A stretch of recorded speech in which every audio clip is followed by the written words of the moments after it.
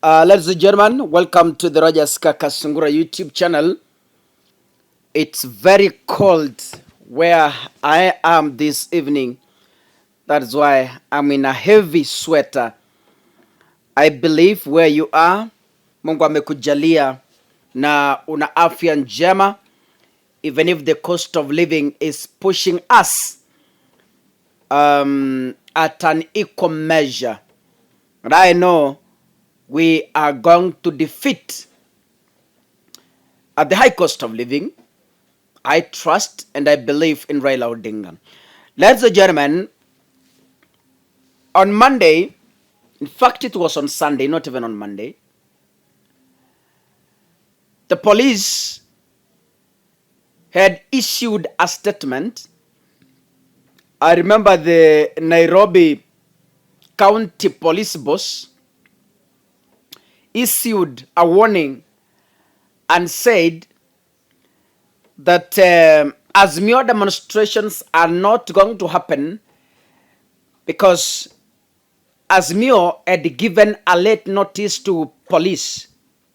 That was the excuse on Monday from police. That was the excuse.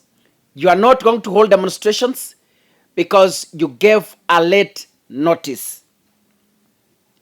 Now, I have seen young boys from parliament yapping around that Raila Odinga is not above the law. I want to tell them one thing. The law you are enjoying today is courtesy of Raila Amolo Odinga. Do not tell us that Raila is above the law. In fact, Raila is the law himself. Anything you are enjoying, the freedom of cohabiting from one party to another, jumping from ODM to UDA, jumping from Jubilee to UDA, this is the freedom that Raila Odinga fought for even before some of you were born. Even before some of you knew what Kenya is. That is who Raila Odinga was. So when I see you moving around parliament, holding press conferences and saying, Raila is, how can the law be above the law? How can the Kenyan constitution be above the Kenyan constitution? Yani, in short, Raila being the law, how can he be above the law? These are questions you need to answer the people of Azimio. The freedom of speech that the members of parliament are exercising today, the nominated members of parliament, is because of what Raila Odinga fought for and jailed for 9 years. I saw even members of parliament who were nominated jumping around, abusing Raila Odinga. The positions you are enjoying now is because of this same man you are abusing, gentlemen. Before you abuse Raila, look at yourself. Look at your life.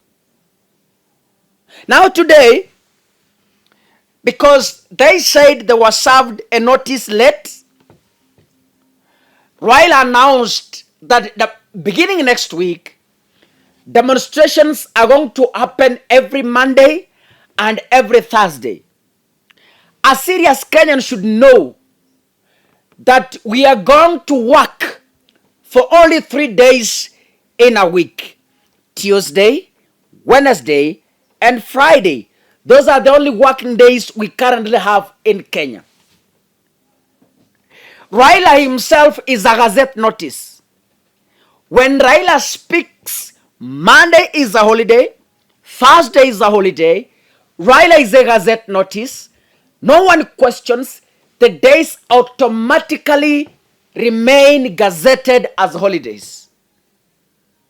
Now, Today, Jeremiah Kioni, Wycliffe Ambassador Oparanya, I saw the former CS Eugene Wamalwa, among other leaders. They delivered a notice to police today, and surprisingly, the officer in charge refused to take the notice. Walimpatia, he refused. The OCS alikimbia akajificha. The OCPD alikimbia akajificha. By the time Jeremiah Kioni and Oparanya were arriving in police, the OCPD and the OCS had ran away, and they were told the bosses are not in, and they requested to see the deputy. Walipompata, they tried to hand over the notice. The police refused. Because they were within the office, they just delivered the notice on the table. Walirusha kwa meza, they delivered it. Now we are waiting to see, because a notice has been served as early as today, ahead of Monday. I have seen Catholic bishops requesting a dialogue, but Raila has not refused a dialogue. Raila is only saying, I will sit for a dialogue if the following is arrived at. 1, open the server. Number 2, lower the cost of living. If you do those 2, then Azimio supporters are willing to release Raila for a dialogue. You cannot tell us that you are not providing subsidy, yet you are allocating 800 million to unconstitutional offices of Musalia Mudavadi and his wife to go and purchase luxurious cars. Lakini hapa chini unatuambia hakuna pesa ya kuweka subsidy. Pretense of the highest order that need to be met with the Kenyans' wrath. Monday was just a practice. And I want to tell Catholic bishops in a language they can understand. The cleric, where we've reached, should completely keep off this nonsense. Why? They are the same people who provided pulpits for the conmen to lie to Kenyans in broad daylight that they are going to lower the cost of living, which they have failed to honor. So I want to urge the cleric, stop the pretense. I am a staunch Christian, but I can authoritatively speak from this platform that you should keep off this nonsense once for all. You cannot plant a problem and pretend to be solving the same problem you planted. Do not provoke the anchor of the power of the people. Kama munataka amani, bishops and pastors, keep off commenting on dialogue and the high cost of living. You should swallow your bullets. Mulijipiga risasi, swallow the bullet. Leave those Kenyans who understand who Kenya is to work. I do not expect any bishop in this republic to call the media for a press statement on the crisis of high cost of living. I don't expect that. Keep off this matter until you clean yourselves by asking forgiveness from God.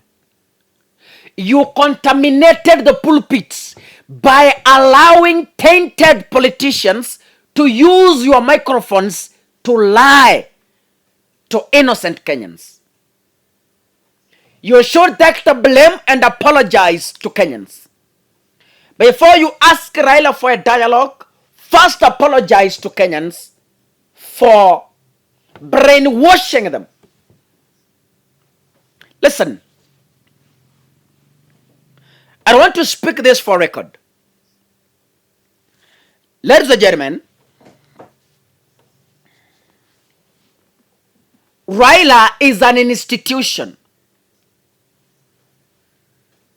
By the time the next week demonstrations are over, serikali itakuwa inajikojolea. Yes, I mean it. It's either they agree to rule Kenya by humility, or they face the power of the people. Yani, mwache kuongoza Kenya as if you are the first presidents you've seen in this country. Mwache kuongoza Kenya as if you are the first prime ministers we've seen in this country. Mwache kuongoza Kenya as if you are the first deputy presidents we've seen in this Republic of Kenya. Wengi walipinga Raila na wako kabrini. But Raila is living. Nyinyi mtakufa mkiacha Raila akipumua. Mumesema ni mzee ndio. Waliosema Raila ni mzee wako kabrini. They are ancestors now. Do not joke with Raila Odinga. Kenyans, as I always do, mimi ninawaambia mazuri, and I ask tolerance and peace as we pursue electoral justice and as we deliver ourselves from the high cost of living. God bless you. Asanteni sana. See you in the next video.